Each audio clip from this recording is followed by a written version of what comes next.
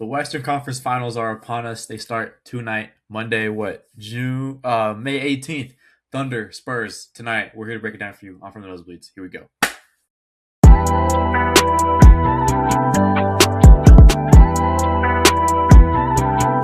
Okay, cool. Zach, your Spurs have made the conference finals for the first time since what, 2016? 2017? 2017? 2017. The Thunder. I'm wearing a jersey just to mess with Zach. I'm not actually a Thunder fan, but I had to whip out You love the Thunder, bro. You the love the Westbrook Thunder. OKC jersey. Start of Dude, you wish it was a Shea jersey. I had that in the closet, but breaking it out early Jersey July. We're gonna do that later. Whatever. But just mess with Zach. I'm not actually a Thunder fan, but they cruised past my Lakers in 4 a week ago. At this point, Spurs a little bit of a tougher road. Had to beat the Timberwolves in 6, but um, down the stretch, those final 2 games wasn't incredibly close for them in the end. Although Zach did have his worries about them. He was worried that the Spurs were going to lose in 6, and he was going to be happy, or he was going to be a sad camper going home. But now A sad camper. a sad camper. Uh, but now they're in the conference finals. Thunder looking to repeat as champions. Shea just got announced as back-to-back MVP. We'll see if they can get back-to-back finals appearances and ultimately back-to-back rings. But let's start with the Spurs series, which I haven't talked about yet on this pod, against the Wolves. Zach, what were your takeaways from Games 5 and Game 6? Our last pod was on the night of Game 5. So what were your takeaways? Obviously, you thought the Spurs were going to lose and go home. But Yeah. what were your thoughts after that series wrapped up? It was the most dominant 6 games I've ever seen, if that makes sense. It's very odd because you talk to somebody, they're like, oh, the Spurs weren't dominant. They lost 2 games. And I'm like, game 1 was one thing. Game 4, Wemby got ejected. Games 2 and game 6, the Spurs won by 30 points. Yeah. Or game 5 too.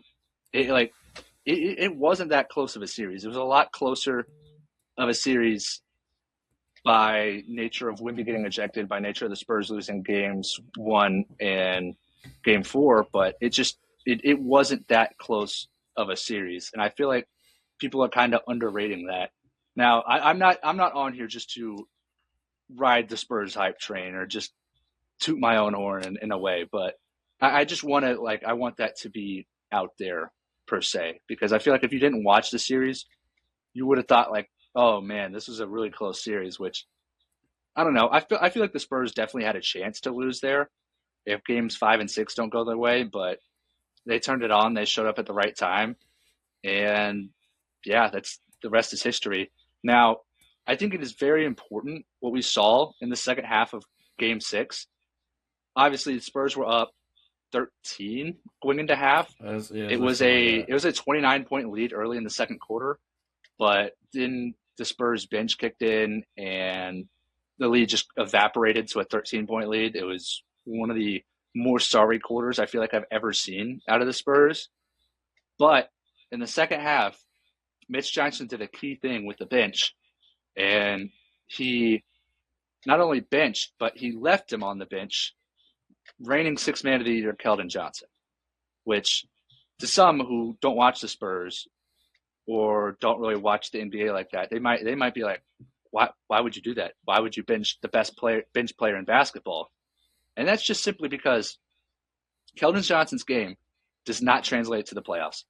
Keldon Johnson's game just doesn't translate to winning in the playoffs. And by moving Carter Bryant over him, by playing Carter Bryant more minutes, getting Carter Bryant more on-ball reps on Ant, the Spurs looked so much better from a bench perspective. And I think that's key if they want to beat OKC, is play Carter Bryant more, play Keldon Johnson less. Carter definitely has to knock down some threes. If Carter knocks down some threes, then it could be scary hours for the Thunder. But if not, they might be able to sag off him, which is a worry of mine. They might be able to play Chet on him. But I love the decision to bench Keldon, because it's been evident ever since the Blazers series, ever since game 1 of the Blazers series, that Keldon, great, good regular season player, good enough to win 6th man of the year. He's the heart and soul of the team. If you ever got rid of him, I think the city of San Antonio would kill you. But it's it's hard to endorse giving him minutes when he's shown what he's shown in the playoffs, and that's that he can't play. He's not worthy of touching the court. Yeah, I mean, I completely agree with that. I think Keldon Johnson, you said it, isn't, the greatest playoff performer. I think his game solely relies on him being a heartbeat of a team rather than an actual, you know, big time player, if that makes sense. Which in the playoffs, yeah, I still want a heart and soul guy, but a lot of those players are on the bench for a reason. They are the heart and soul of the team, not of the players in the court, if that makes sense. It's kind of like I don't the way I kind of see it sometimes like old age Udonis Haslam kind of thing, like energy type of guy, not really mentorship kind of way, but like he was on the team just to like provide the intangibles of the squad. Keldon's game is doesn't really translate that well, especially in a game or a series where minimum 4 games, max 7. Teams are it's really easy to scheme against guys like Keldon, where his game solely relies on getting to the basket, drawing fouls. There's a really easy way to scheme against that. It's just hands up, wall up type of thing. So shout out to Mitch Johnson for making that adjustment. Carter Bryant's game is a lot more versatile, as you said. If he starts knocking down threes is going to be a lot harder for teams to guard him in the playoffs, and that's just a bigger scheme adjustment for Mark Dagnall and the Thunder squad to overcome in this series if that's what Mitch decides to keep doing. But I want to focus my attention on Wembanyama. Like a lot of people said that this Spurs team was not going to make a conference finals run, including me, because of their lack of inexperience. But Victor Wembanyama has showed up. He's answered the call in these playoffs so far, and now they are in the Western Conference Finals for the first time in nearly 10 years. So I want to talk about him because obviously got ejected in game 4? In game 4, right? Game 4, yes. And then we talked about it on game 5 where you thought they were going to lose. He came out game 5, game 6, led this team to victory. What are you excited for in this series to see Wemby do against the Thunder? Just straight up, it's obviously the prevailing narrative, but I want to see him match up with Chet in a playoff scenario. I mean, everybody's talked to death about how this is a brewing rivalry between the teams, but I think it's also, as it's been talked about, a brewing rivalry between Wemby and Chet. Now, I think Wemby's kind of lapped Chet as in terms of player, but he still hasn't beaten Chet on the biggest stage. I mean, the last time they really met in a high stakes scenario, I guess you could say the NBA Cup, which Wemby did win in his first game back from injury. But before that was the FIBA U18 World Cup, I believe, and Wemby lost. We could talk all about it. I will say Wemby was playing with a much worse team. Obviously, playing with France, you're always going to have a worse team compared to the U.S. for the most part, and that was true in that game. Wemby was clearly the best player on the court, but the Team France just lost. And so I think it means a lot to Wemby to go out there and try to win this series. Now, just aside from that, I want to see him play his heart out. I want to see him play just everything. Leave it all on the court. This is, a once-in-a-lifetime team. This is a once-in-a-lifetime series. Everybody wants to talk about the future, but, why not win right now? Why not go all in, give it your all right now when you're playing the Thunder?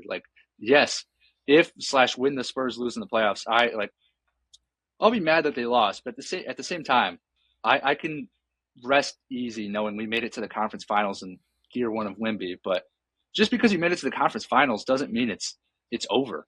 It doesn't have to be over.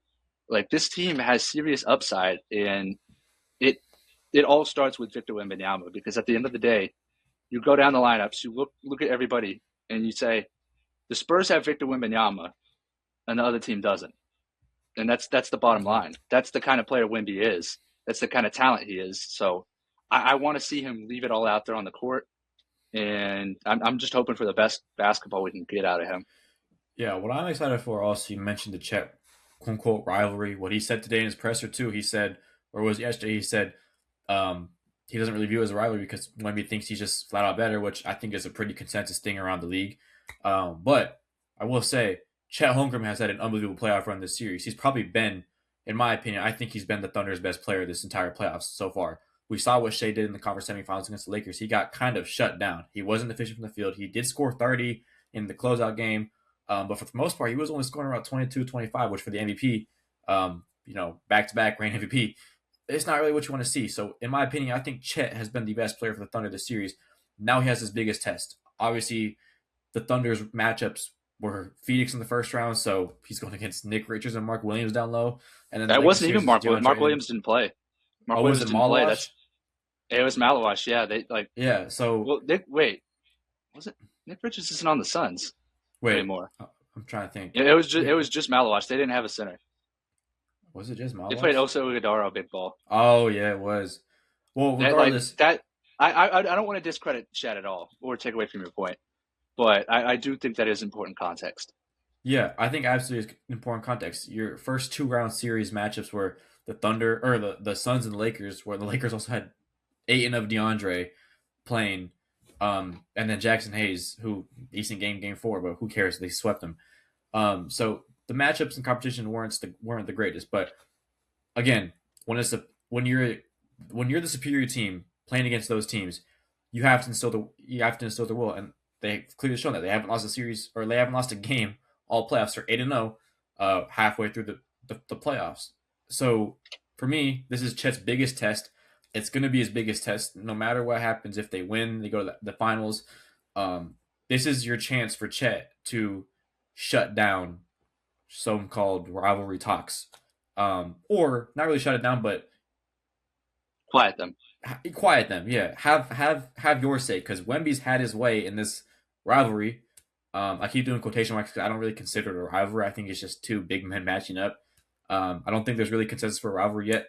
Nobody's won anything in it, really. And if anything, Wemby's kind of just shown Chet why he's a better version of the center position right now.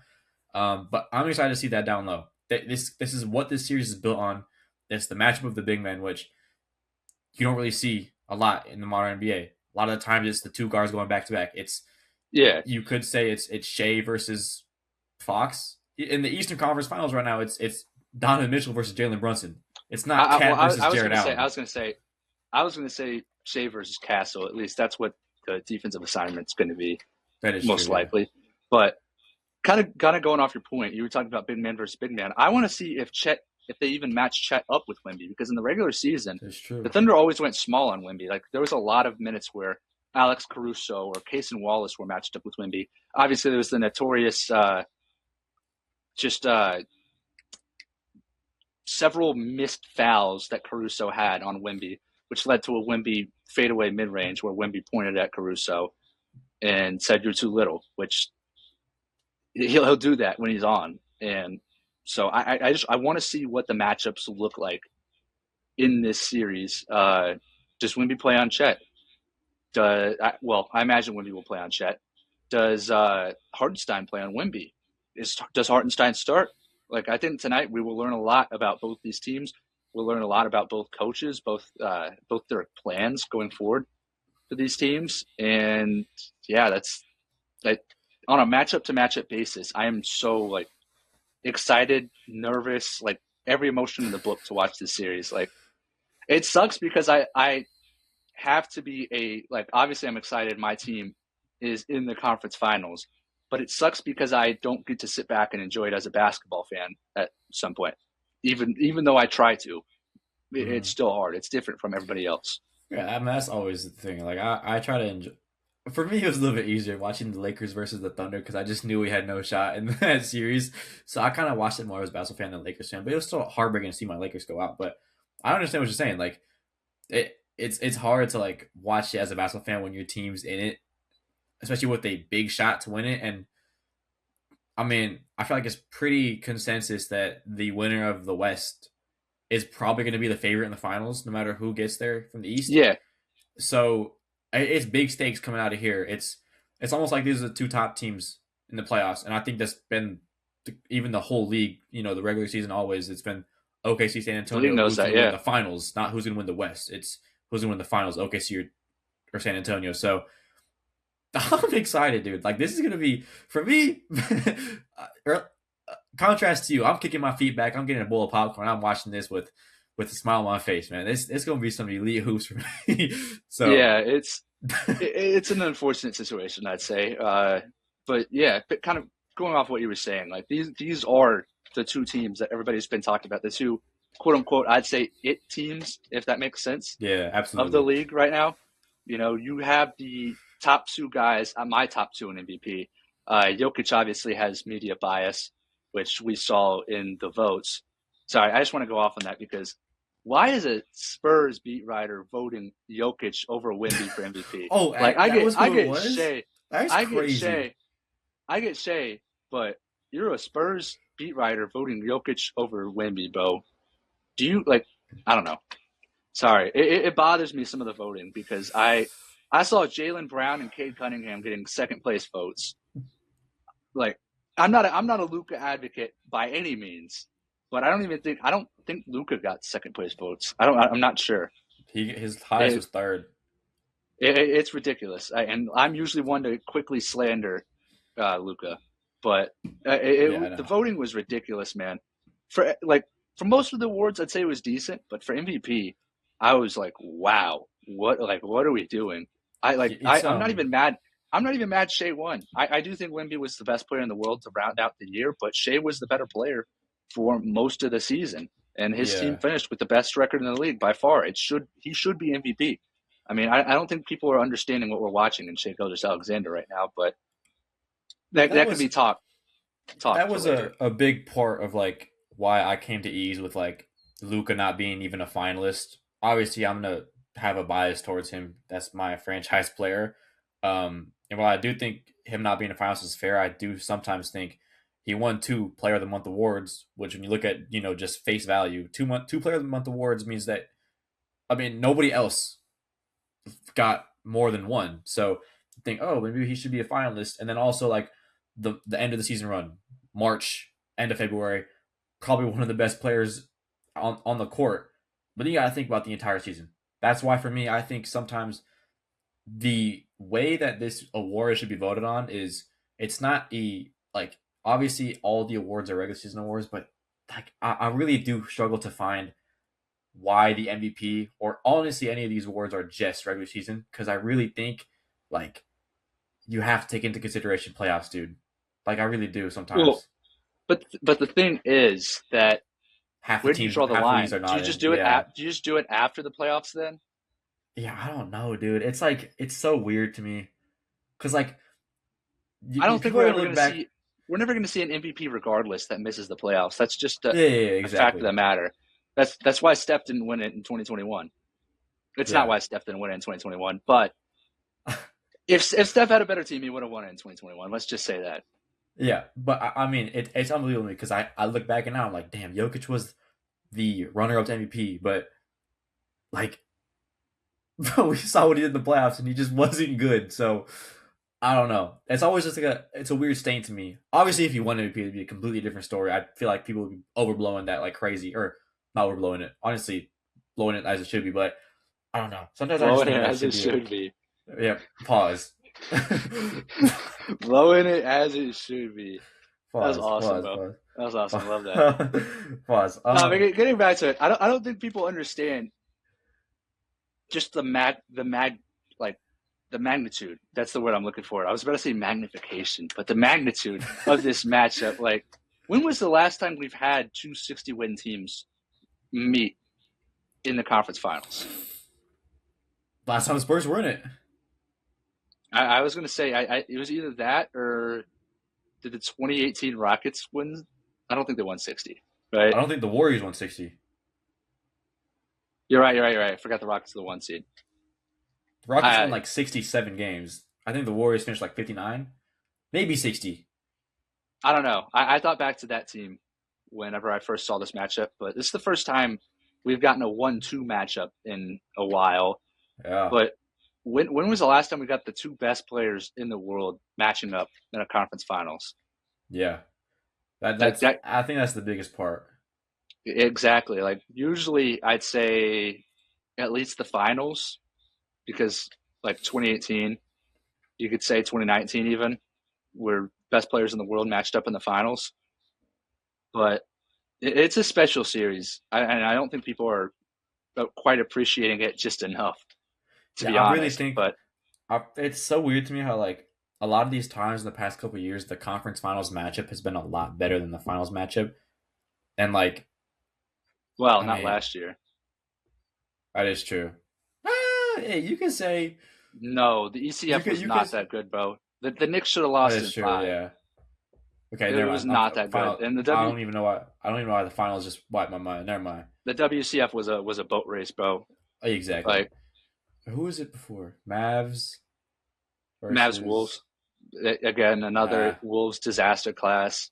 oh, and then It the boat race of the Celtics. Patriots. Yeah. Okay. Never mind. Yeah. Yeah, the closest sweep we've ever seen. Yeah. Still sweet. I don't. Yeah, It it's just sucks. I feel like this season could be a different one where like the finals could be up to par with this Western Conference Finals it because I just depends. It think depends who wins it. I think if the Knicks go to the finals, which we'll talk about in our next video, I think if the Knicks go to the finals, I think automatically gives it quote unquote aura for being an MSG. MSG, Yeah. even though MSG crowd, Hey. not the greatest. I don't Yeah, you know. still got to spend 33,000 to get in, whatever. But let's close out this Western Conference Finals preview real quick because this is what the video is. Zach, I have to ask you a question. I know you probably don't want to answer it, but who is your pick, and how many games do you think for this Western Conference Finals? Now in the playoffs, in our overall predictions, I picked the Spurs to lose to the Nuggets in the second round. When Wemby got hurt in the first round, I picked the Spurs to lose in the first round, or I thought that there was a chance they lose. In the second round, when Wemby got ejected, I thought the Spurs were going to lose that series. I felt like it at the time. I had a gut feeling. Now we're in the Western Conference Finals. You look back on this team, you look through the three losses we've suffered throughout the playoffs. First one in Portland, Wemby gets knocked out. Second one, Wemby goes 0 for 8 from 3, one of the worst games of his playoff career up to date. Third game, Wemby gets ejected. And that's it. That's the only games they've lost. They're all on Wemby. And when Wemby plays good, this team just hasn't lost. And at the end of the day, you got to look, like I said earlier, you got to look bench to bench, and you got to say, my team has Victor Wembanyama, and they don't. Now, with that being said, I think I am going to go Thunder in 6. I just like I said for so long, I can't pick against the Thunder until I see them lose. I need to see a cold, dead body to like pick against the Thunder. I've said that 2 years in a row now, and I'm still riding with that. So yeah, it sucks to suck.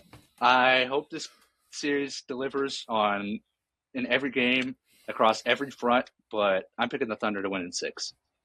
Yeah, I think I'm gonna have to roll the same train with you on kind of the same reason.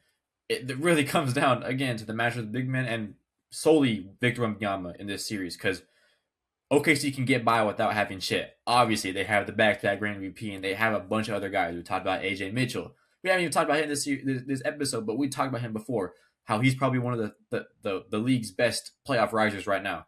They're getting Dub back. Yeah, they're getting Dub back soon. Alex Cruz, Well, Isaiah he's healthy Hartenstein. tonight. He's healthy Oh, is he? He's tonight. playing tonight? He's playing tonight. Yeah. Oh, that's another topic to discussion right there, real quick.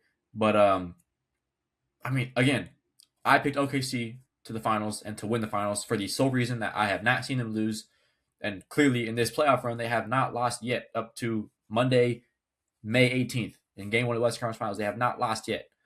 Now, do I think this streak's going to continue? Probably not. Because I think once it goes back to San Antonio, I think San Antonio can obviously snag a game, probably 2 games. But I think at home, OKC wins it. I think it's going to be a battle of the home teams. Truly, this is 2 of the best playoff atmospheres. We saw what San Antonio could do when they pack out that crowd. We've obviously seen what OKC can do in the past couple of seasons, their playoff runs with packing out their crowd. And this year's going to go 7 in my eyes, but I have to go OKC in 7. I think it's home team dominant. I think every home game is going to be won every game is going to be won by the home team. OKC, unfortunately for San Antonio fans and you, Zach, has home court advantage in the series. So OKC in 7 to the finals. I think it's going to be a lot. I think there's going to be a lot more games that I think are going to be, wider margins. But I think at the end of it, when it comes down to games 5, 6, and 7, I think there's going to be really tight games that can go really either way. So, I mean, you can pick it whichever way you want. I couldn't tell you there's a right way for this series to go. But real quick, because you brought up that point of Jaden or Jalen Williams come back tonight? I asked you this question last week, but now that he's healthy, we've seen what AJ Mitchell can do. In that starting role, he's been a cold-blooded killer in the first two series. I've witnessed that firsthand. What do you think they do with him? Do they move somebody like Lou Dort to the bench maybe and run the 3-guard lineup like that? Or do you put him back to the starting or put him back to the bench? Or I think what they should do, I'll give my opinion on it later. Put J-Dub on the bench for a couple games, get his legs under him, and then bring him back to the starting lineup later. Well, my opinion on this is quite simple. We've talked about it.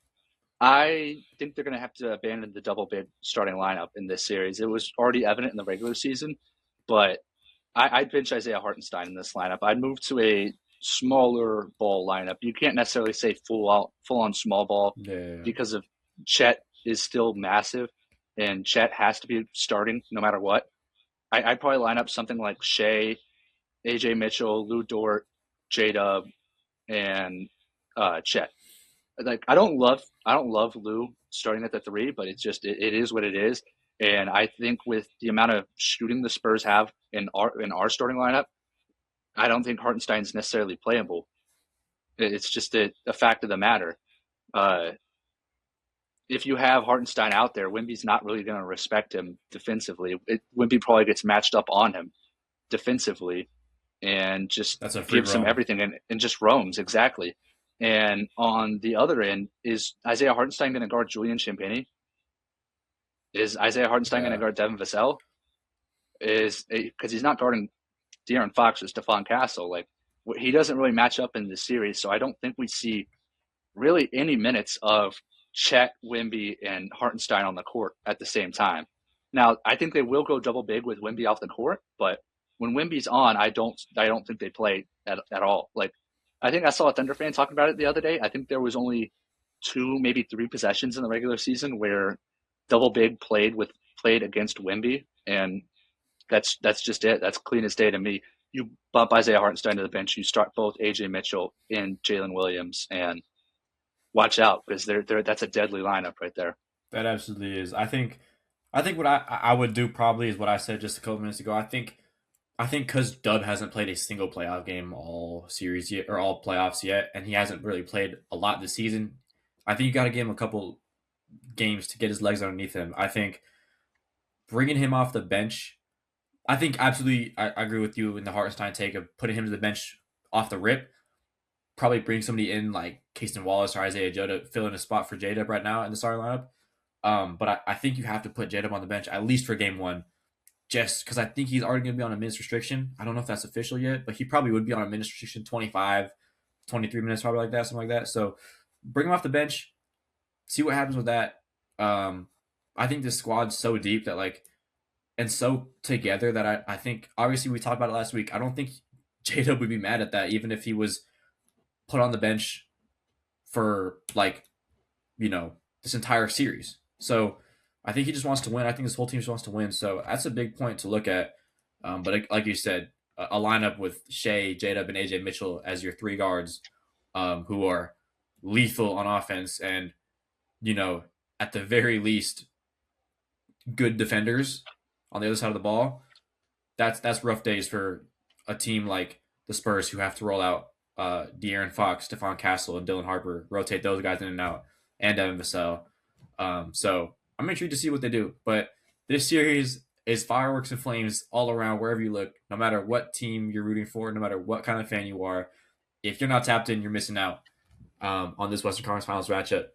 But for now, I'm Cole for not a Thunder fan, just a basketball fan, but just messing with Zach. Big Thunder fan. All right, bro, chill out. That's Zach Jurassic. We know who he'll be rooting for in these playoffs so far, or for the rest of them. But anyways, that was the Western Conference Finals breakdown. We'll be back with every single game, breaking down those as they happen. But for now, we're from the Nosebleeds. Enjoy the Conference Finals 2026. Peace out, y'all.